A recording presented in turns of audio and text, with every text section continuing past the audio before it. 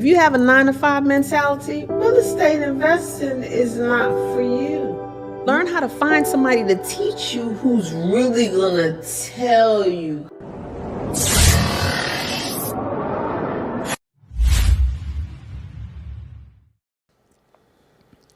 Welcome to Entrepreneur. Let me say it again, Entrepreneur. I am so grateful today.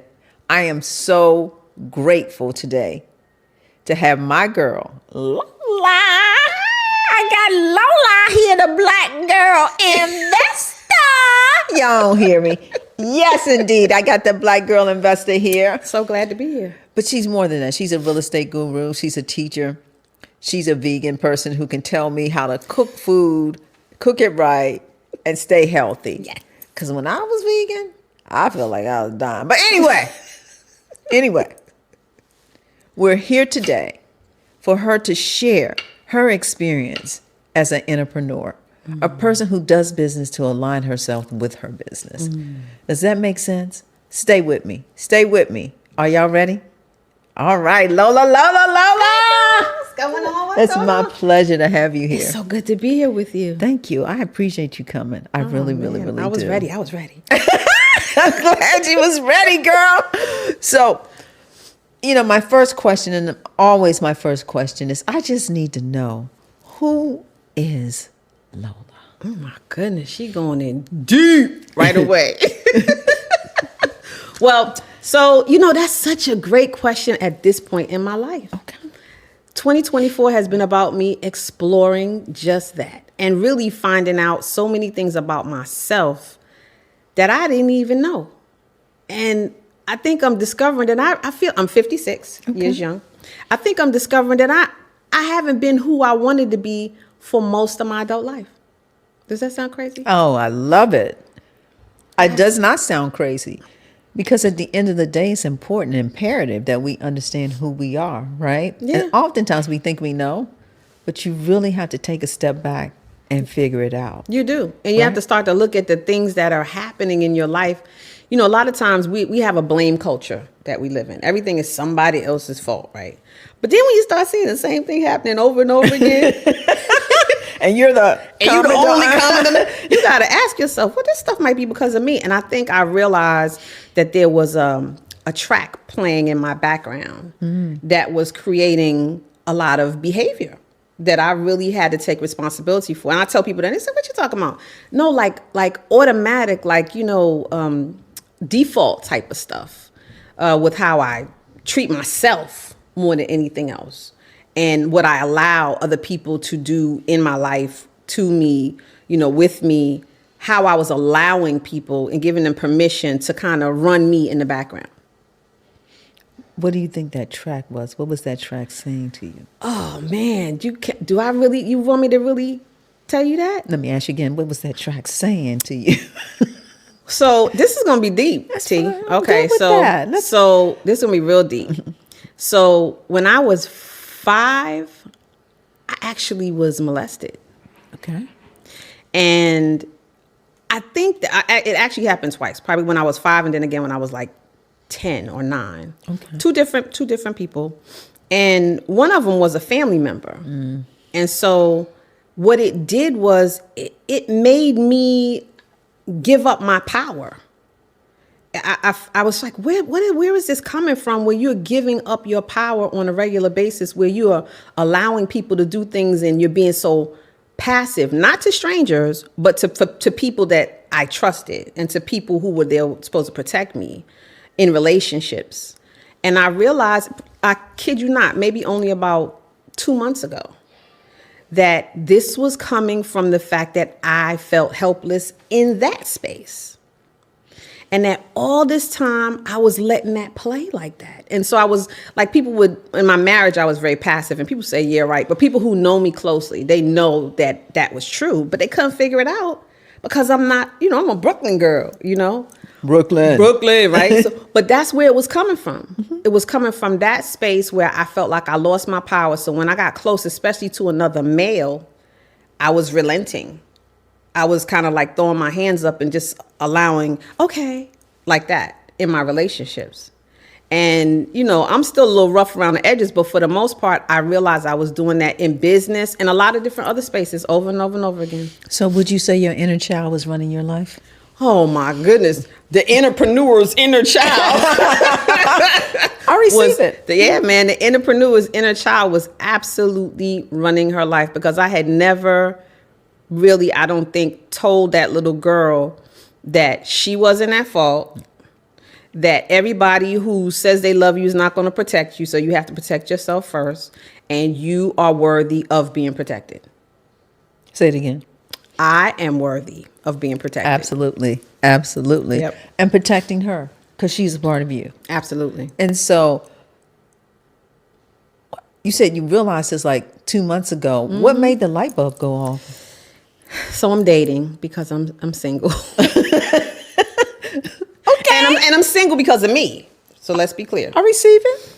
And I started to ask that question, like, I'm seeing people get, you know, together, you know, my 600-pound life, she got a husband, you know, right? I am not going to be a part of this, Miss Lola.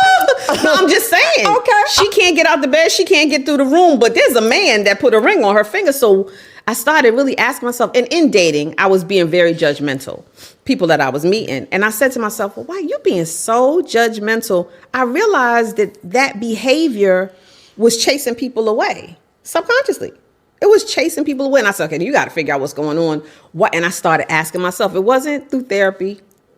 You know, I started asking myself, what is it? What's going on? Like, why would you feel like that? Like, where did you first feel like that? Like, why, you know, all of those kind of questions. And though I did, it wasn't like I didn't remember that those things happened to me, but I had pushed them so, you know, I'm not about woe is me. Right. I receive it. So I had pushed those things so far to the back that I made them not matter. They didn't make a difference. They didn't matter. That didn't matter. I'm Lola. You know what I'm saying? That didn't matter. I'm strong. I'm powerful. That can't conquer me. And because I didn't acknowledge that it happened and the feelings that I had as a result of it happening, I couldn't move past it. And I couldn't be in a long-standing relationship. Not really. And I couldn't figure out how to let other people be themselves because I was so busy trying to be this other person so that I could continue to function. Because the day that I really figured it out, I never forget, I was on my way going somewhere and I was in the mirror doing my makeup and all these visions started flooding through my head of what had happened. And I broke down and I just lost it. I lost it. And I had to go where I was going. I couldn't cancel. So I got myself together. I redid my makeup, but all the way over to the event, that's all I kept thinking about. And I said to myself, well, you're going to work through this. But I was glad and I congratulated myself that I dealt with it in that moment and allowed myself to cry. And that now I had opened up the door, I could walk through and I could work through it. So I want to point out a small point that you made. Mm-hmm. You said you were asking yourself the questions, mm-hmm. right? And oftentimes what people don't realize is that the answers will come. They may not drop in the moment you ask. Yes. But they'll drop in when the space is there for it to drop in and mm-hmm. you'll get it. And so I don't think people really get how important it is to be introspective, right? It's the key to you living a fulfilled life at the end of the day. Because we all have our shot, right? We all have it, right? But unless we take charge and unless we decide that I'm going to take care of me, I'm going to take care of that little girl in me, that whatever happened to me that's making my adult life. Because sometimes when people react crazy or whatever, people don't realize that's the little kid. That's right. It's having a tantrum. Right. Something happened, right? So I commend you. Thank you. I love that you say that. You know, I hope people get that totally. So my next question is, so now you're ready to walk in your power. I am. And I've been so proud of myself because I have been saying no. You've been saying emphatically no? No. I do not want to. I will not. I cannot. I don't feel like it. And that's something that I thought someone asked me. She's an online influencer. And I was in one of her classes and we got to know each other. She was like, are you a people pleaser? I was like, I'm thinking, what me? I said, no, I ain't no people pleaser. Why would you ask me that? And then I posted it on social media. I was like, somebody just asked me if I was a people pleaser. Do y'all think I'm a people pleaser? And everybody's like, you? Hell no. Blah, blah, blah, blah, blah. But then I really was. I really was, because I found myself saying yes to so many things I didn't want to do, being bothered with people I didn't want to be bothered with, because for some reason I thought that what they had was more powerful than what I had, and I needed to stay attached to them. But everybody around me was saying, I don't know why you think that person got all this juice. You got the juice. You know these people. You can do this. You've done that. But those things, they don't mean anything. It's like, water off a duck's back. Exactly. If you can't acknowledge them and embrace them yourself. And so, no, I've started to seriously embrace them and say no. I think I see it more in my relationship life than anywhere else, in meeting these nice gentlemen, just kind of saying, well, yeah, no, I'm not doing that. Oh, well, I don't want to meet you there. And before it was like, well, okay, I guess so. That's okay. And so that's over. And a lot of people probably think I was always like that, but I wasn't always like that. You pretty much went along. A lot. To get along. A lot. I guess what my real question is that you being an only child, and at this point in your life, do you believe that there's anything that you would do different growing up as an only child? Yeah. I would definitely have hammered down this truth about this revelation that I had. And I always knew it. I never told my mother about the second time, but I would have not let the thought of the family shaming me keep me quiet. The only reason I'm talking about it now is because two of the people that it would have hurt died. My aunt died last year, and her daughter died this year. And that was the household that happened inside of.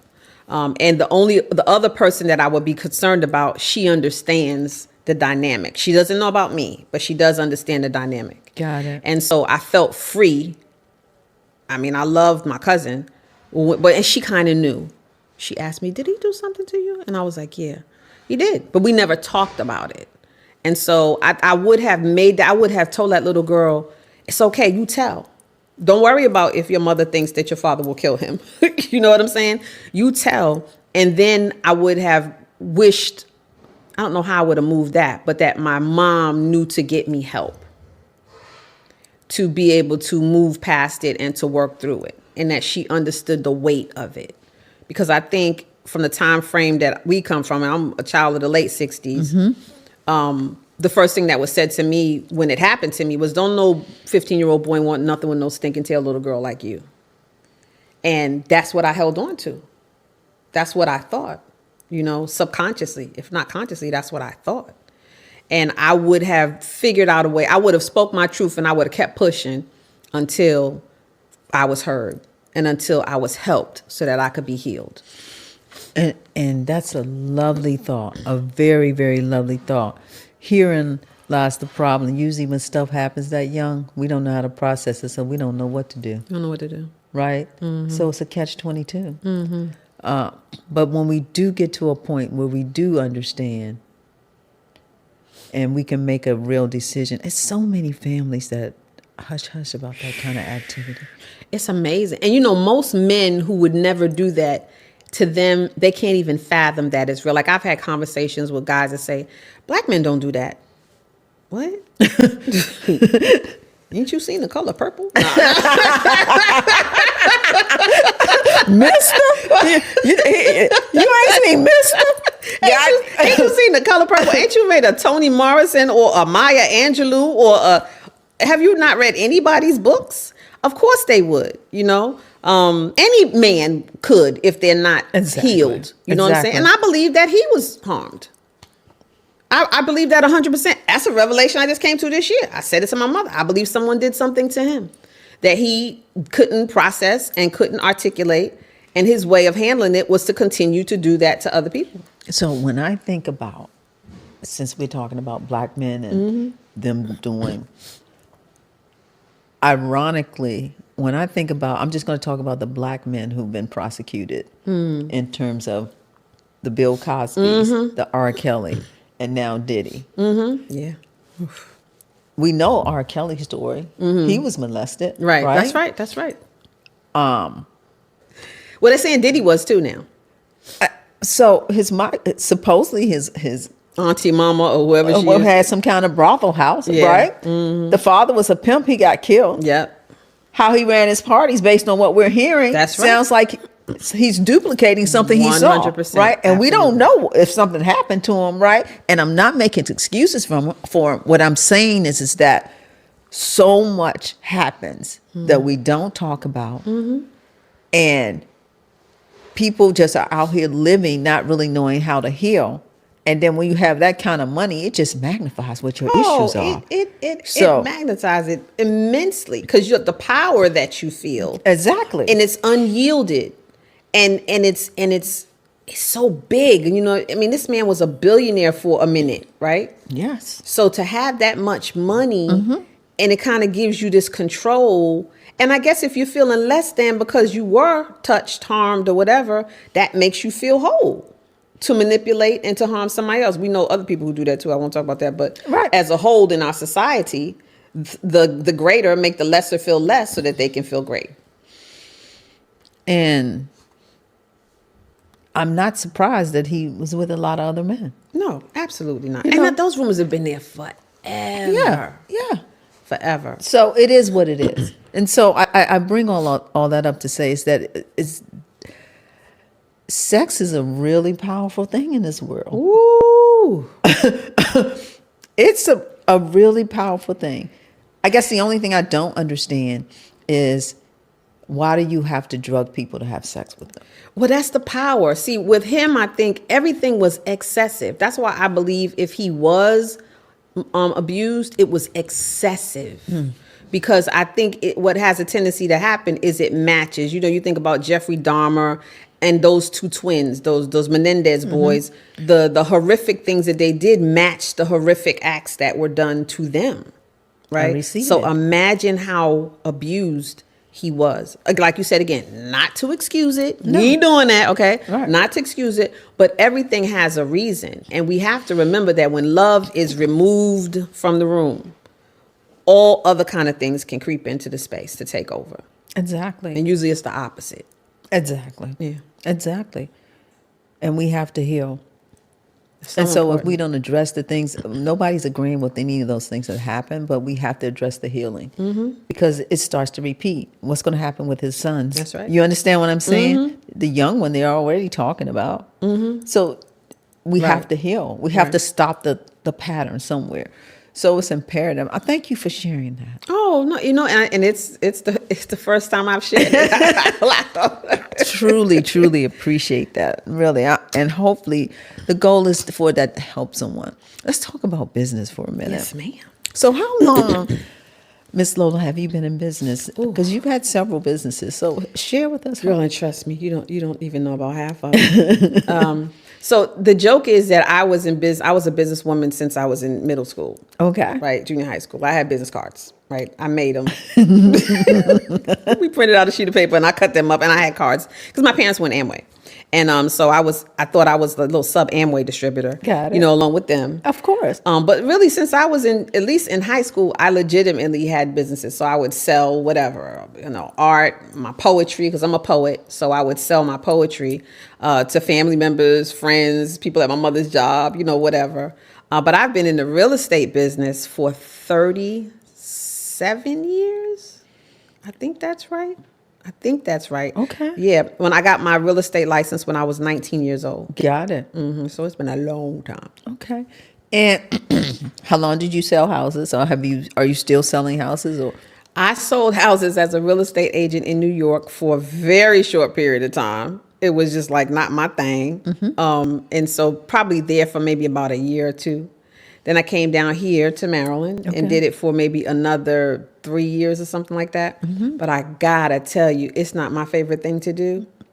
So I was watching people start to do investing. And I was like, oh, I'd rather do that, right? So my mother and I went to, Rose Street in Baltimore City. And I'll never forget, the neighborhood looked very interesting. I'll say it like that. And then Very interesting. very interesting. Okay, I received it. As an agent, that's all I can say. And so we went to this house, excuse me, that we had been told about. It was gorgeous. They had Brazilian hardwood floors. They had a rooftop deck. They had, granite in the kitchen. I mean, it was amazing. Okay. But it was like between two board ups, right? But we don't know no better. We from New York, right? So we like, how much is it? They said $35,000. That's like free. That's like free, right? So we left and was like, ooh, we got to get this house. We got to get this house. And then finally we ended up talking to somebody who said, you don't buy a house like that on a block like that, but in between two board ups, like it's not gonna comp out, right? And then my mom's like, well, I guess you're right, but I mean, look. And then we realized that wasn't the right thing to do. But then I was bitten by the bug. So I started trying to find somebody to teach me real estate investing. And one day I was in Borders Books over in Largo. And in the door walked this bald-headed gentleman that had an earpiece in one ear. And he was talking on the phone. And I was listening. I was ear hustling. And I wrote on a napkin and held it in front of him. I said, and when you get off the phone, can you tell me more about your real estate investing course? And, oh, by the way, what part of New York are you from? Because I could hear his accent. Right. And he bartered with me at the time. My father was dying of cancer at the time. I had lost my first home because my dad was sick. I was going to chemo treatments with him, and I got fired from my job. And so I was living with my mom again, but we were at Borders Books, and I was homeschooling my son. And he walked in, and he said, well, you a writer? I was telling him, he said, well, I'll tell you what, write my copy, and I'll teach you real estate. Yeah, I did. And I said, okay. I don't think I ever wrote his copy at that time. But, okay. But he realized the mindset that I had. And so really 2 months later, we were dating each other, right? So he started teaching me everything he knew. And every time I taught... 2 months later. Oh, okay. All right. Actually, we were probably dating before that. But real estate investing with benefits. With benefits. Yeah, with serious benefits. Because at the time, I had no money, right? So serious benefits. My car was on the blink. And then I was working for a new home builder. I won't say the name of it. Sure. Luxury new home builder in the area. And I needed to take my father to chemo. And they wouldn't let me go. And I said, he called me and I just started crying. I was like, you won't let me take my father to chemo. He said, pack up your stuff. I'm going to come get you. This was probably maybe 45 days into knowing him. He said, come get yours. I'm going to come get you. He came and picked me up. He said, I'm going to teach you this business. You're going to help me teach other people. Don't ever worry about going back there again. And I always tell people, I went on in the next year to make money than I had made the whole previous 10 or 15 years combined.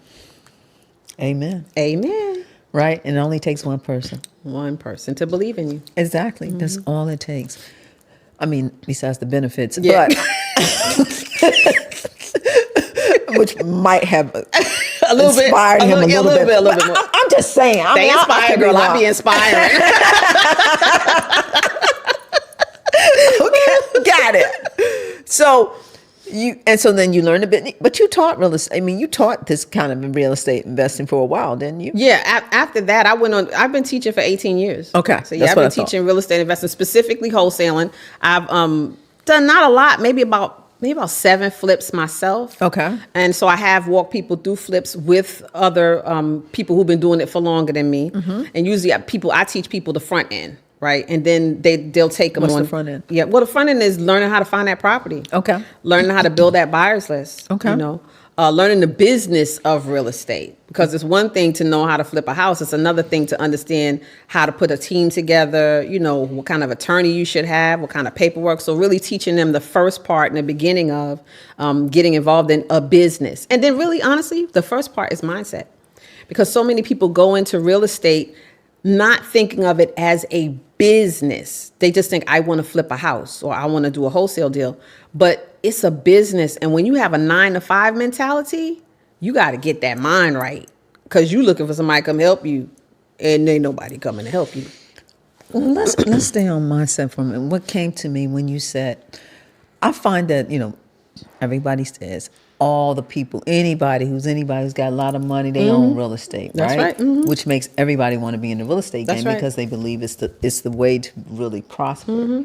But what about, have you found in the students, and let me just say from my experience in real estate, people who were meant to do real estate, who are passionate about it, are successful. People who are doing it just for the money, they never make it and they lose money. And I don't want to say never in a negative way. I'm saying it never fulfills the need that they went into it for. But that's true for anything. But I want to really make it a point about real estate, because we equate real estate with being rich. That's right. And so in your experience in teaching people, what would you say your success rate of the people, like, a better question, could you tell right away who was going to be good and who wasn't? Usually after a while, I literally have taught over 500 people how to do wholesaling. Okay. And so after a while, you could tell. I could tell by the first 15 minutes typically. And then I've turned a lot of people away, right? No, I don't want your money. Or either they signed up and I say, could you take your money back? Because I don't want to be bothered. But it's interesting that you say that, because I think that everybody who ventures out, first of all, to do a real estate deal, to get yourself involved in a flip, because that's a commitment. That's a marriage, okay? I like that phrase. Yeah, it's absolutely It's a marriage. And they may not have no benefits, okay? None whatsoever. You might end up with nothing, right? Okay? And because it is, I think that people should take steps prior to doing something that involved in real estate to see if it's really for them. The same thing goes for people paying people for courses. I love when people pay me to learn, right? But I think that people should take lower level courses for the basics first to see if it's for you. Like I always tell people, oh no, don't do all of that. Do this boot camp. Learn really what it's about, and learn how to find somebody to teach you who's really going to tell you. Because most people are not going to tell you what it's about. They tell you what you want to hear because they know you only going to go so far. Then you got to do what? Then you got to come back and pay them more money to teach them more stuff so they can go to the next level. That's the game. I went to How to Be a Guru school, right? So literally, there's a teaching format for that. Okay. And that's what it is. Teach them just enough so they feel empowered, but don't teach them enough so they can really go out on their own. So I always suggest to people that they really try to figure out if it's for you, because it's not for everybody. If you have a 9-to-5 mentality, real estate investing is not for you. Okay. Because you got to do all the parts, right? There's not 5 different departments that's, right. You ain't got somebody making your copies. No. You have to be the actor in all the parts. You got to play all the parts. And if you're not, and you know what? Nothing will reveal crazy like being an entrepreneur. I receive it. Okay. Nothing will show you how unstable a person is more than them becoming an independent, self-employed entrepreneur. And which is the whole reason that we do this show, The Entrepreneur, is because everybody wants to be an entrepreneur, a solopreneur, a brandpreneur, every kind of preneur. Mm-hmm. But the only preneur that'll get you to all the other preneurs is taking care of the business of you. That's right. Which is, if you don't do the work on you, if you don't control that little inner child, because we all have one, whether we realize it or not. That's right. Most people have a blind spot to it, have no concept of it. So therefore, you can't heal something you don't know about, right? And so I totally agree with your point of view on that. Yeah, they don't know. And my other business that I've been in as long as real estate, literally I started in both the same year, which is being a network marketer, relationship marketing. Mm-hmm.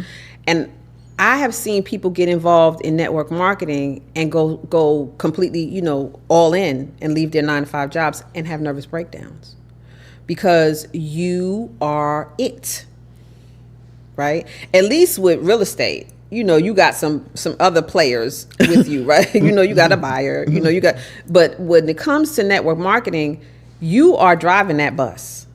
And when you wake up and realize no boss is coming to tell you when to do it, nobody's going to tell you it's 5:00 and you can go home. And if you didn't make enough money to pay your bills, you better stay up and continue calling or doing whatever you got to do. I literally had a young lady have a nervous breakdown. You name all of that, but the biggest piece when you start to build your foundation and your network of people, all the personalities you have to deal with. Right? Yeah, because you the therapist, You to everything. I just talking to my buddy the other day. He's really high level in another company. And he was like, I'm a therapist. I'm an accountant. I'm a babysitter. You know, all of these different things. Because you're right. And all of those. And I've always built really large teams. And so you said it. All them personalities, they'll make you go crazy. Which is right. It's very important to understand who you are. That's right. The other thing is boundaries. A lot of people don't understand how important it is to have boundaries. Mm-hmm. They don't understand the complete sentence of no.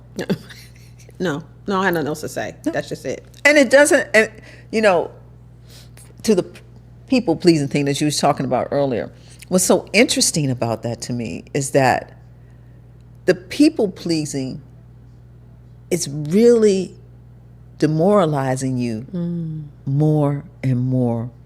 But the moment you set boundaries and love on you and respect you, and if a person can't receive no, then that just means that wasn't for you. You know what I mean? But if they respect you and love you and understand your boundaries, and you're just like, no, I'm not going to do that, and they still want to hang, then that's somebody you can deal with. And it should be vice versa for them. No, that's real. That's real. So I truly, I'm with you, Lola. It's so funny you say that. I'm dating. I said that for the 5th time. Are you dating? I am. She's dating. I'm dating. I want you guys to know that she's dating. I'm dating. Okay. I'm single. Okay. Good. Single. Like a dollar bill. Nah. And so what you just said is exactly what I just said to somebody yesterday. We were supposed to go somewhere and do something. He says, no, I'm tired. Can you meet me here? I said, no, that wasn't what our agreement was. The agreement was that we were going to go to this place because you said, where did I want to go? I told you. Now you're trying to get me to do something else. He was like, well, I don't understand. I just worked out and I taught and I got it. I understand. But guess what? If you don't really feel like you can do that little bit of extra, then I'm probably not for you. Because I need somebody who's going to do the extra. Well, and in retrospect, you knew you were going to do all that stuff. That should have been done. I wasn't relenting. No.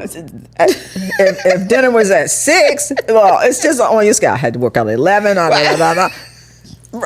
Yeah, I receive it. But the old Lola would have been okay with it. Would have said okay, and I would have went and I would have met it. And it's little things like that make me know that I'm growing.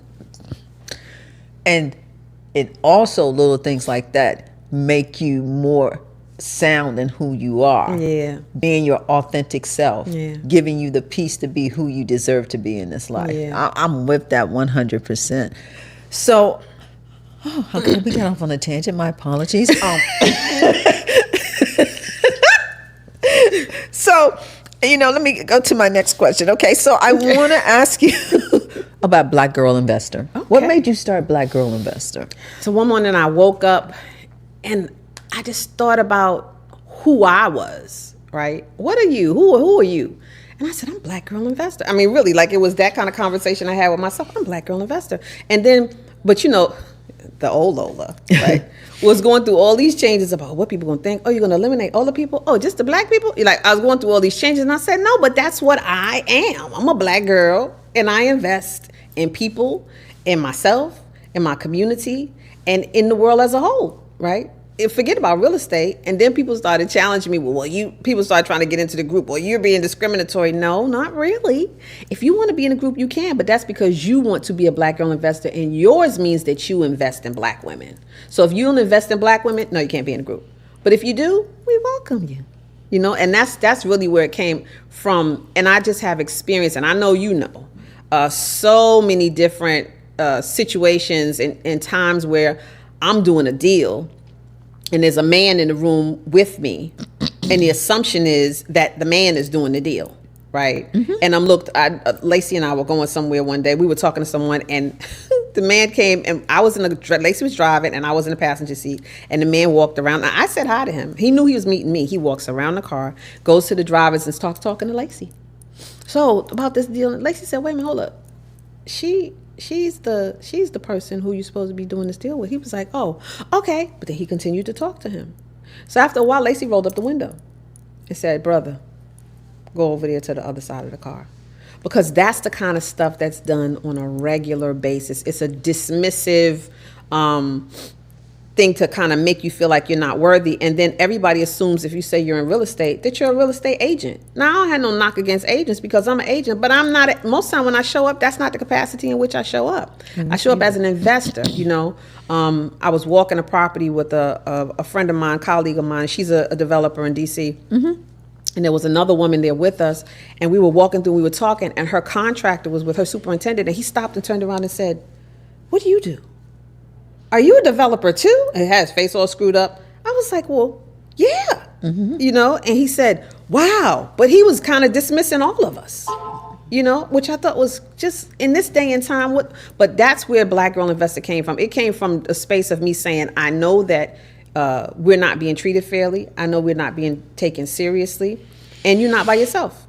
And you don't have to be a real estate agent to be respected as a real estate professional. You would not believe the people that when I reinstated my real estate license sent me congratulations like I had never done a real estate deal in my life.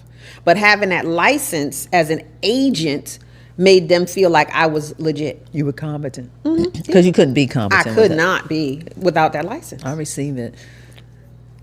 If I wanted to be a Black girl investor, and I'm a broke Black girl investor, what would you tell me to do? I'm broke, y'all. I'm broke, okay? But I'm a Black girl and I want to invest. What would you tell me? I would tell you Oprah once said, and this is what Oprah said, I ain't say it. Oprah once said, if you want to go far, get you some good white folks. I'm not going to say that. I'm going to say if you want to go far in real estate investing, you don't have any cash, get you some good money folks. Right. So find some people who you can get excited about what your project is. Find you some people with good credit. Find some people with some 401ks they can pull some money out of, or some insurance policies they can pull some money out of. Some people that you can put together. You can all get together and put your money together and go ahead and do it. Because you can always, other OPM, we always hear about that, other people's money. It's real. Now, you have to be a credible person, so you could not have ramsacked all your relationships and try to do that. But if you've been good to people, if you've been responsible, if you've been caring, if you've been full of integrity, then you can do that. But you have to be able to ask, right? And that's a big deal for women to ask for help when they need it. I know because I'm one of them, right? Okay. Yeah, so if you can ask, you can get it done, broke or not. So I want to do a real estate deal, and I need to go, preferably because my first thought would be go to my family and friends and people I know with money. What is this something I can do without paperwork, or is this something that I need to set up a business and have some way to how would I do that? I'm asking them for their money, but I'm sure they're going to want something to prove that, they gave me the money. First of all, you got way better friends and family than me because my family ain't giving me nothing. They don't have no money. Y'all know it's true. Don't get mad. Y'all know it's true. So, again, I won't be a part of that fam, but okay. Well, I mean, some of them do. But no, you know what? I take that back. Used to be they didn't, right? But my young cousins, they are doing big things, right? They are amazing. My little cousins are doing big things. But no matter whether it's your friend or your family or your foe, because sometimes you do business with people you might not even like that much. Correct. Do a contract, right? Simple contracts are all over the internet that you can pull up, that are agreements that you can establish and things in writing. Typically, if somebody's lending you money, they want some return on their money. They want an ROI, right? A return on their investment. So figure out what that looks like. 10% people are usually okay with, but if you know your return, what you're going to make is really huge, then give them a little bit more. You know what I'm saying? Depends on what you're doing. If you're doing a buy and hold deal where you're going to keep the property and you're going to rent it out, you can give them a little bit more interest on their money, right? Because it's a long-term play. It's not quick. So yeah, you want to do a document, because not doing a document in the end, it's like they never gave you any money. So you've been a real estate agent, you're a Black girl investor, you've done development.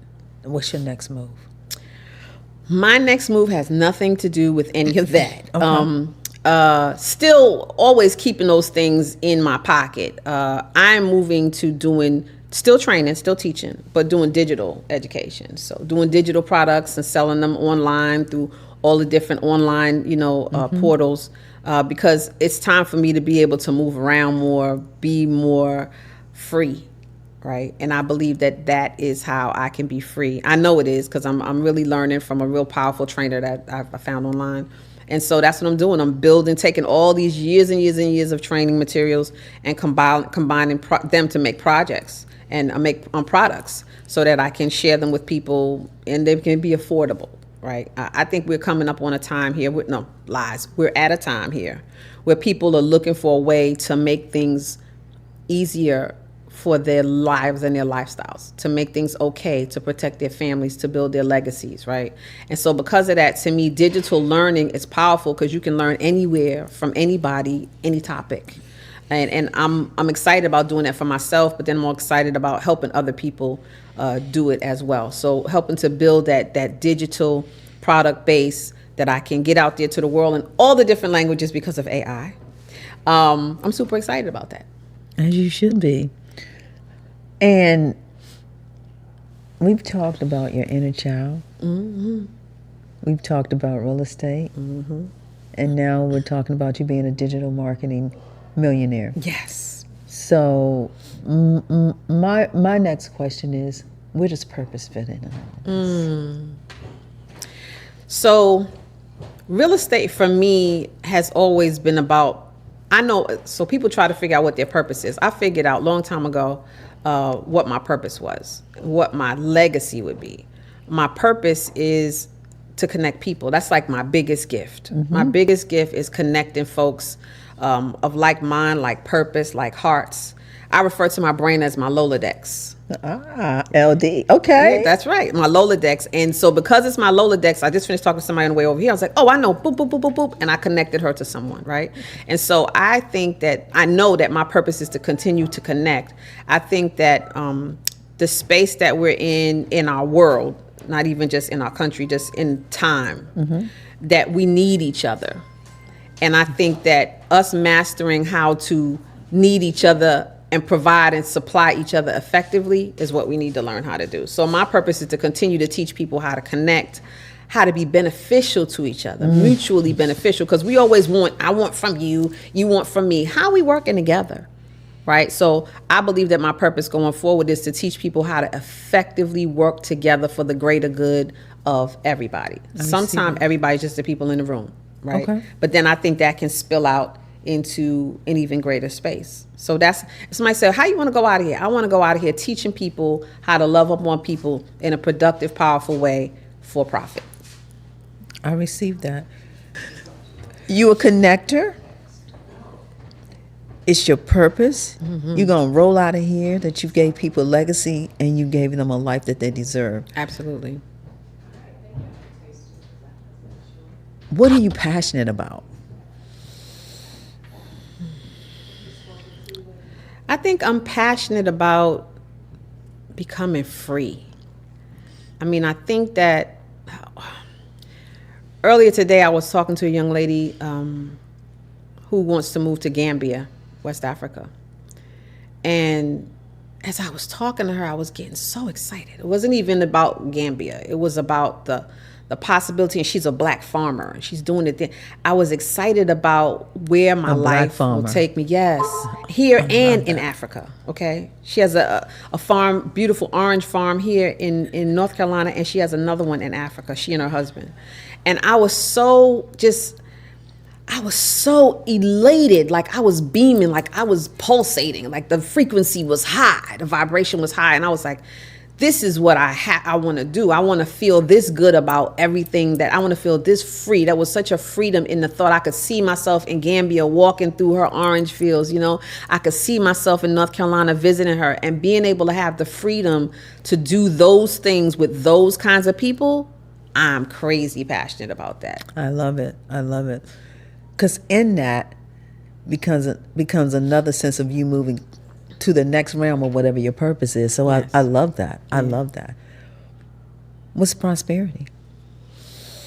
Prosperity is financial freedom. And it's that financial freedom creating See, I think when you are financially crippled, it's hard for you to be your most creative. It's hard for you to be your most vibrant. It's hard for you to think as clearly as you possibly can. So for me, financial freedom is not even about the money. It's not about the Rolls Royces or nothing like that you could buy. It's about the time that it will afford you to be creative, to help other people just because you want to. And the more people that you help just because you want to me, that's being prosperous.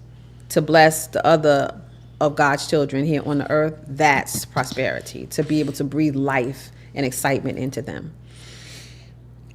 I want to go back to a point you just touched on in terms of not being financially stable, not having the finances you need, so it stunts your growth in terms of creativity.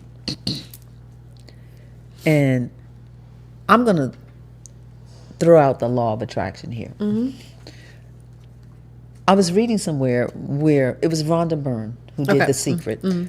And what she says, I know in that time when you don't have all the finances that you need, that it's very difficult to focus. But she said if more people think about simple things and be just truly grateful in the moment, because the universe, if you're living in that fear, that scarcity mindset, the universe is going to continue to give you scarcity and mindset. But if you decide that you wake up every day, I'm grateful, Lord, I woke up this morning. I'm grateful for the air that I breathe.